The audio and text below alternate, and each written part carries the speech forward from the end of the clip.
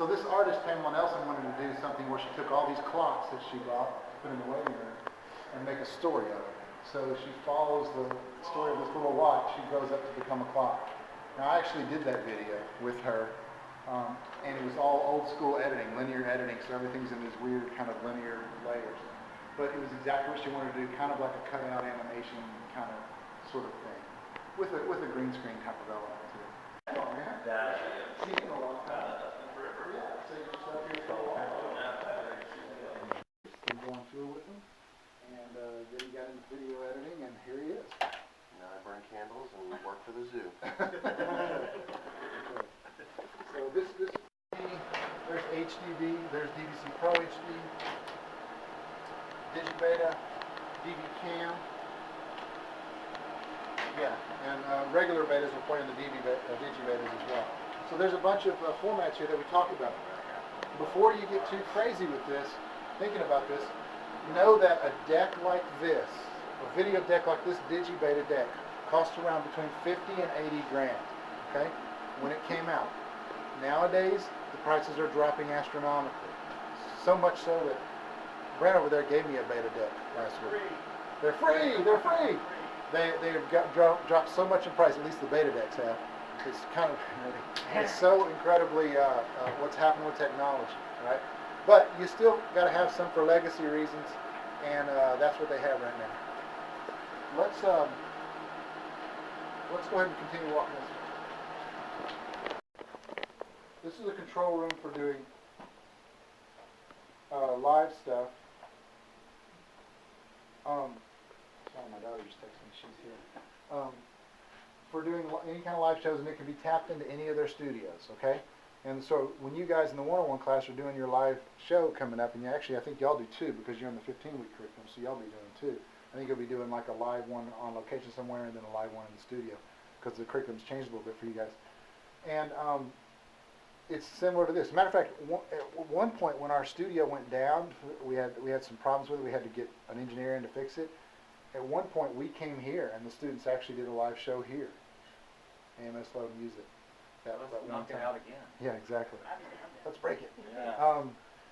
So they've been real nice to us for that kind of stuff. But you know, it's interesting to see a live show going on with everything that's going to happen, and you're going to learn that because you're about to be in live television. Out here, you're going to see there's a room, like a green room for people that you know need to hang out. There's a bathroom, there's a makeup room, but where we're really going is to the right, to the big studio.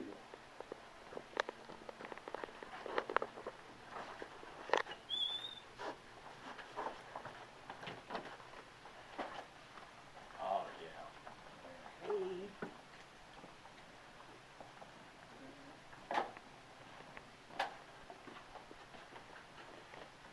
Hey, what it do, y'all? What it do?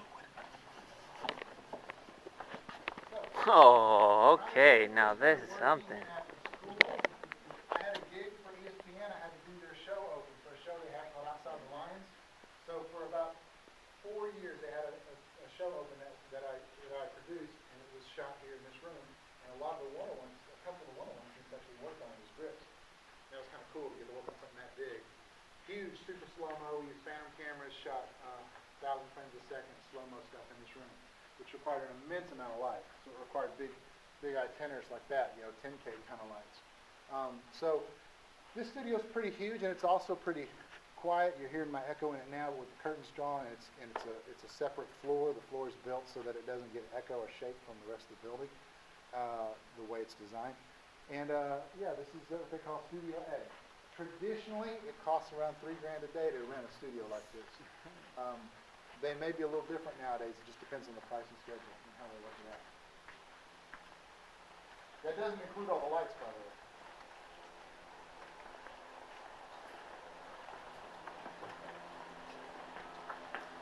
This right here could be a lesson plan in and of itself, right?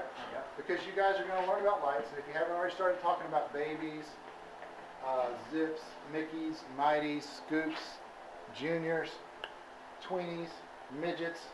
They've labeled them all. Remember, on a mole light, the name of them is on the back, so if you're ever on a set and someone says, "Give me a Tweenie," if you don't remember what a Tweenie is, you can look it up. And then there are different companies that make different types of lights. This is the Sistis down here, and they look kind of yellow and black. ARRI lights are like this, blue and silver, and Mole Richardson lights, of course, are this maroon color.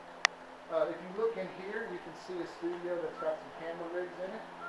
I don't want to walk too far into it because it looks like they're set up. This is Studio B. And Studio B is set up for some sort of shoot they're going to be doing.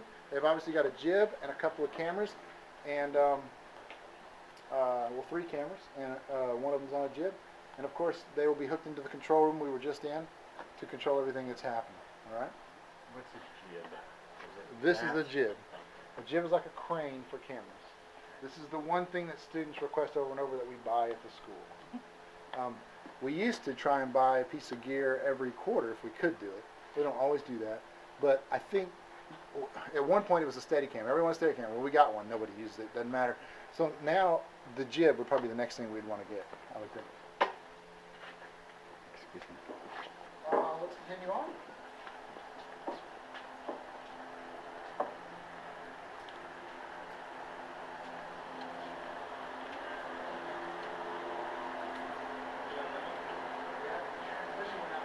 This weekend, last weekend. I've had it for 5 years, and it's 261,000 miles. Good time for it to go out.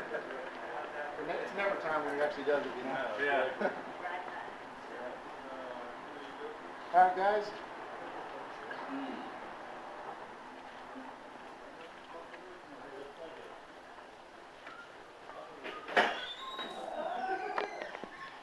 I would call a pre-light day. It's generally a day.